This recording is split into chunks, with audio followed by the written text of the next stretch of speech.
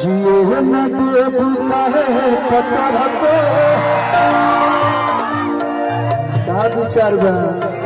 लेबू का राजपुर में 2 कट्ठा मैं का एक ही कट्ठा में तारक रख लिया मैं बक्सर जिला है बड़ी प्यार से रखी है सब बक्सर के पपड़ी खिया खिया के जिए न देबू काहे पत्थर को अखोरे पर हम लेबू काहे समर बड़ी प्यार आपको गाना के देखते हैं लोग आ होली बात वही गाना के भोजपुरी में पहला बार हिंदी में कई गाना के 2.0 आवतला लेकिन भोजपुरी में पहली बार हम 2.0 लेके आवत नहीं है जी ना देबू काहे पत्थर को के तो आप लोग के बेहद पसंद है पूरा एकदम डीजे स्टाइल में लेकिन आई होली के बाहर चला था एगो देवर अपना भौजी से कहा था कि भौजी हो ए भौजी काहे फागुन नहीं भावता हमर लगना मरद नहीं आवता गियर लुटला हरिया सोदेवरे के रंग से सब लोग जानला कि हमार नाम अरविंद है लेकिन केहू अरविंद ना कहला कलू भैया तो अभी कह से हाथी चुकी लग आवत नहीं गली में उड़ के तो कलू आ गई लुटला हरिया सो अरे कलुए के रंग से देवरू हो बड़ी प्यार से गाना के शिल्पी राजी गौरव बने जो उनके जो उपस्थित भी बने आज उनका जन्मदिन भी है तो जन्मदिन की ढेर सारा शुभकामनाएं हरि देवरू हो देखो हेने भासुर के संख्या ज्यादा बा लेकिन हमारे देवल हो सका जी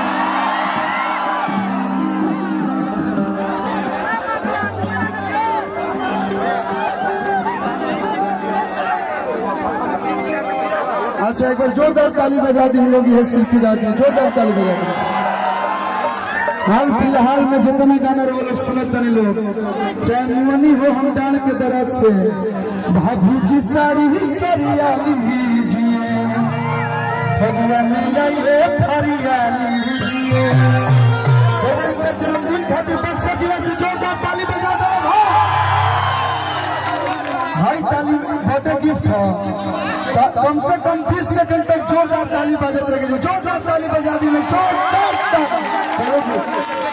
मंच पर केहू कलकार के छोड़ा के सब उतर जाओ भाई काहे के दिक्कत करता हो भाई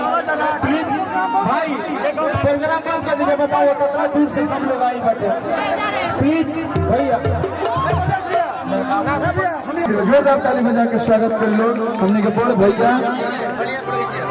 बहुत ही अच्छा रही तो बक्सर जिला के आन बान शान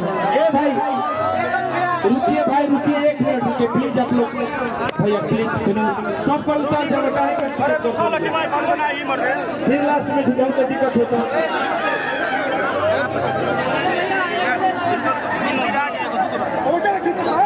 फोटो खींचा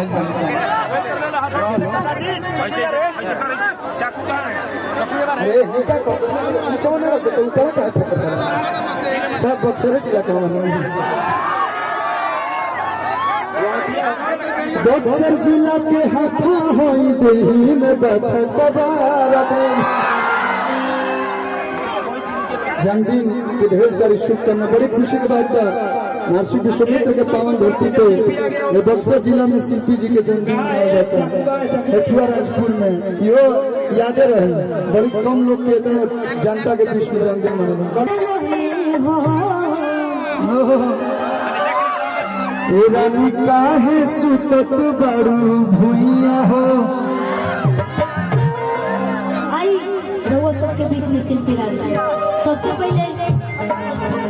पैर छू के प्रणाम बा और बड़ा खुशी होता रउआ सबके इतना प्यार देख के मन गदगद हो गई और ऐसे ही आशीर्वाद रउआ सब देते रही एक बार दूर हाथ चलिए बहुत ही रउआ सबके 2021 में बहुत ही ज्यादा हमरा के प्यार मिलल आशीर्वाद मिलल और यही जब 21 से शुरुआत करे के बाद और बहुत दिन ले ऐसे ही हमारा पर प्यार हुआ सब। बक्सर जिला के तारे बोर्डर में यह आशीर्वाद रहे कि 21 में 2100 गाना तार हिट हो गई। बड़ी रंगदार जिला है, बड़ी गायकी सुनवैया जिला है। आओ आप एक गाना गा दिया देखते नहीं बड़े दिन से भाई लोग आते हो कल मोनी हो हाथ ऊपर कर दो भैया, हाथ ऊपर कर दो। तनी मंच हल्का पूरा फिर से हल्का खाली कर दिया जाए, इससे पहले वाला हो।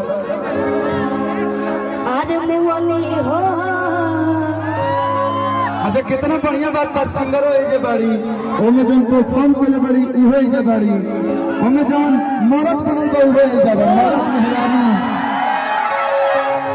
तने को जो ताली बजा दे लोग तने में मेहरारू बनल बा।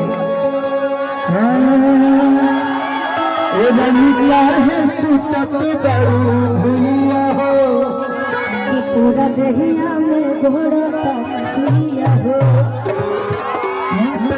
हर भोजपुरिया मरद से मरद से मरद से हर देवरू हो डर लगे से। अच्छा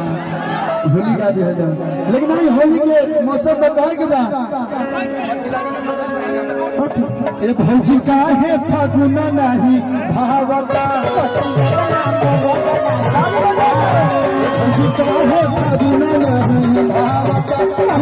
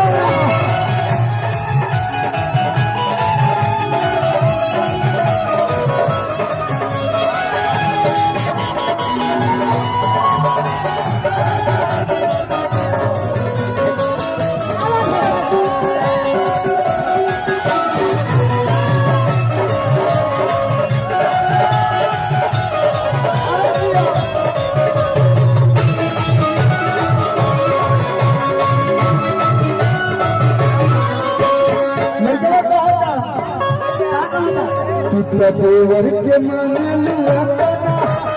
वही से सोहाता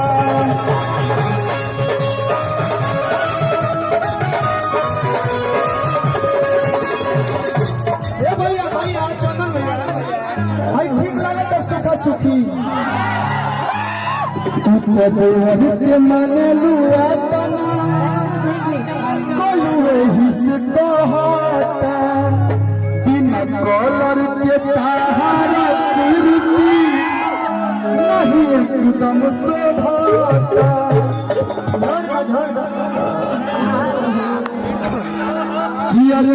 काहे डेरा लुआ सुपंकज के जन से